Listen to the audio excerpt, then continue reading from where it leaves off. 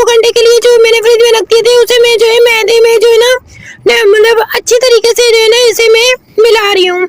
अब उसके बाद मैं आपको क्या करूँगी, मैं पानी में मिला रही हूँ। पानी में मिलाने के बाद जो है वापस से जो है मैं इसे अगेन जो है मैदे में मिलाऊंगी। और मैदे में मिलाने के बाद मैं क्या करने वाली हूँ वो भी मैं आप लोगों को बता देती हूँ। झटपट जो है आपकी बिरयानी जो है ना तैयार होने वाली है। बहुत ही ज्यादा लजीज और इतने मजे की बनने वाली है। क्या आपकी सोच है? ठीक है जी, तो इस तरह से जो है मैं एक एक करके रखती जाऊंगी। 2-3-4 बोटियां जो है ना मैं मिलाती जाऊंगी, बनाती जाऊंगी और इसी प्लेट पे जो है ना मैं सारी चीजें रख दूंगी। उसके बाद में मैं क्या कर लूंगी वो भी मैं आप लोगों को बता देती हूँ।